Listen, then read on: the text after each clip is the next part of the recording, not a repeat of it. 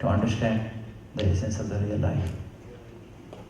A great person says, even the physical seat of a person, even if you forget 4 more layers of the personality, 4 more seats of the personality, the physical seat which is called as a inert, the Jada, Chaitanya, Jada.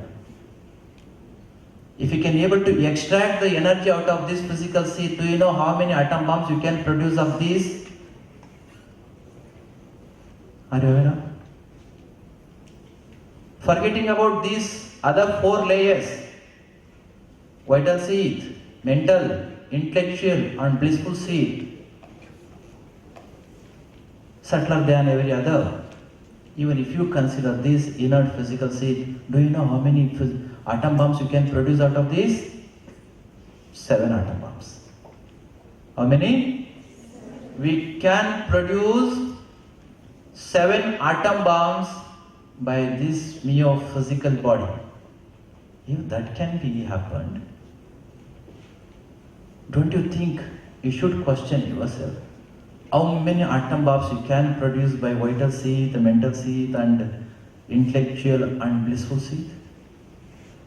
There is one sutra in Bhagavad Gita, which was rightly remembered by a right moment when first atom bomb was experimented in the desert of America, way back in 1945. By then, director of that Manhattan project, Oppenheimer. When that was experimented in the desert of America, until then, people used to wage the war using dynamite, which was explored by whom? Dynamite was by who? Alfred Nobel. After innovation of E is equal to mc square of Albert Einstein, using that formula, radium, plutonium, thorium of Madame Curie, E is equal to mc square, has given a new dimension to the physical world. On seeing the configuration of that test, the project director Oppenheimer just remembered Bhagavad Gita Sutra. He being a Christian, Westerner, he didn't remember Bible or anything else. He mentions in life history, Devi Surya Sahasrasya, which was told by Lord Krishna to Arjuna. How many years ago? How many years ago that was? 5,000 years ago that was told to Arjuna in the battlefield. That was remembered by the scientists of America. Devi Surya Sahasrasya Bhaved Yuga Padutitam. Yadi bha sadrusi sasyat basaha tasya mahatmana. Want to repeat it? If you don't mind. You are very much tired. That's why I would like you to reiterate. Repeat it, please. Devi Surya Sahasrasya Bhaved Yuga Paduttita Yadi bha sadrusi sasyat Vasaha Tasya Mahatmanaha. This is the one sutra, sloka which was given by whom? Lord Krishna. To whom? Arjuna. If thousands of suns could be burst into the sky simultaneously at a time, how many suns? Not 1,000 suns, not 100 suns, not our own mediocre sun. If thousands of suns could be burst into the sky at a time simultaneously, the amount of energy, the radiance, the heat, the light which is going to be liberated, which is going to be released by that into the sky may not be equal to the radiance of one realized enlightened being. Got it? Have you got that meaning?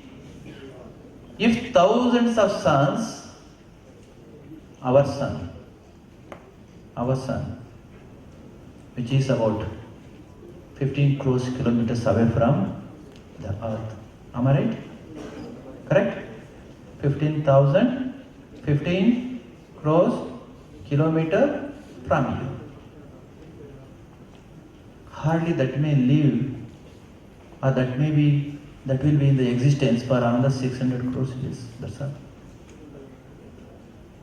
Afterwards will not be in existence.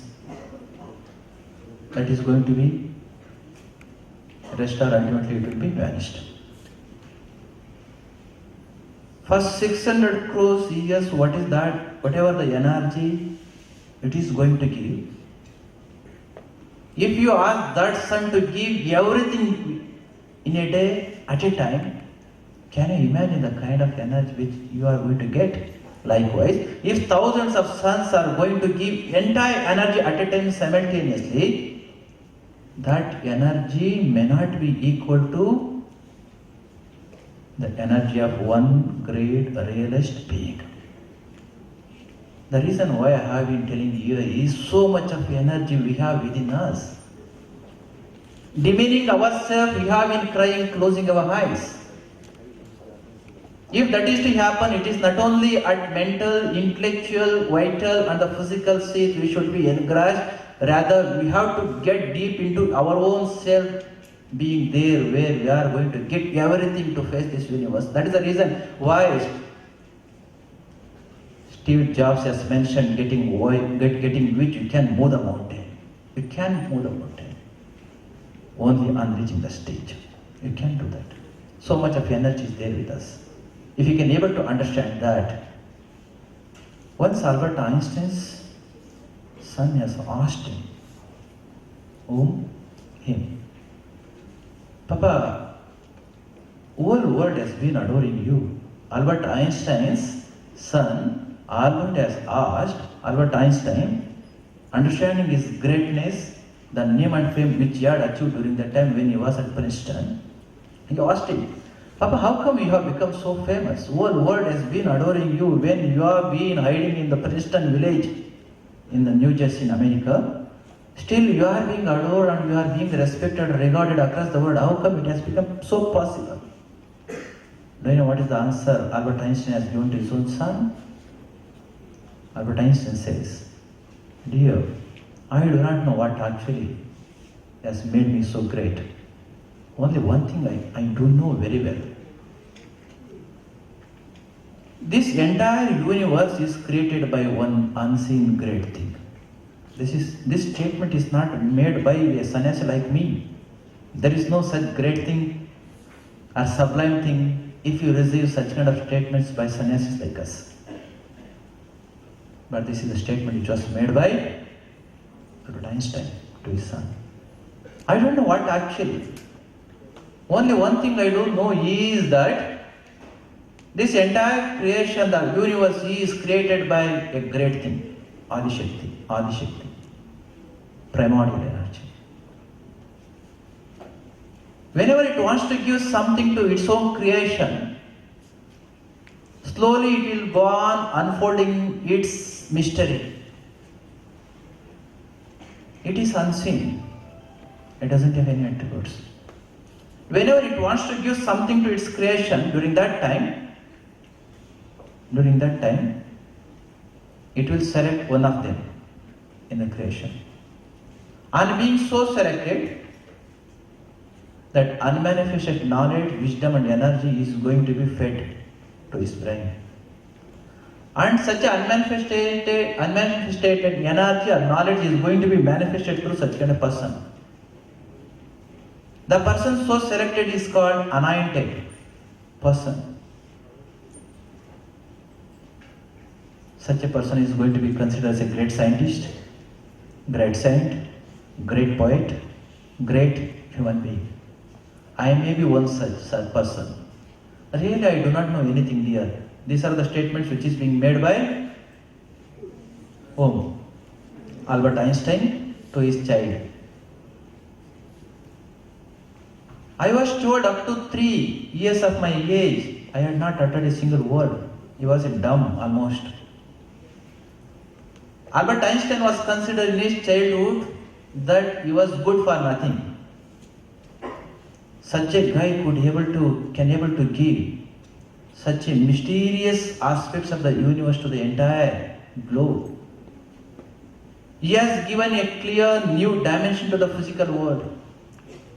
Sir Isaac Newton, he had given so many theories and he had made so many postulations. When he was asked how long these theories can remain true in this universe, he had quite clearly mentioned understanding what actually is going to happen as long as a great person would come and make them program. Einstein came.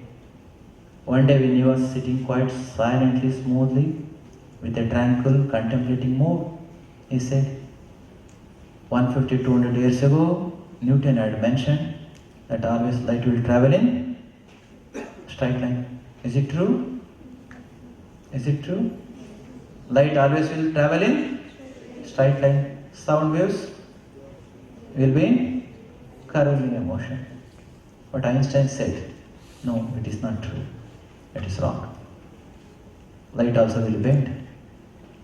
Albert Einstein had belonged to Germany. Sir Isaac Newton took birth in England. They were not in good terms. They protested. They asked Albert Einstein to prove it. Einstein said, like our ancient mystics, he says, truth cannot be proved. I said what I feel. If you would like to understand that, you have to understand that first. My knowledge cannot become your knowledge. If you would like to understand really it is true or wrong, you have to experience it. Truth cannot be realized. Truth cannot be shown. Truth cannot be told. That's what Buddha said when he was realized, when he became enlightened, when enlightenment happens to Bhagavan Buddha, when gods and demigods approached Bhagavan Buddha to say something about the enlightenment. Bhagavan Buddha had clearly mentioned, like what Albert Einstein mentioned to English people, truth cannot be told. It is so. Ultimately they found, yes, light also will bend.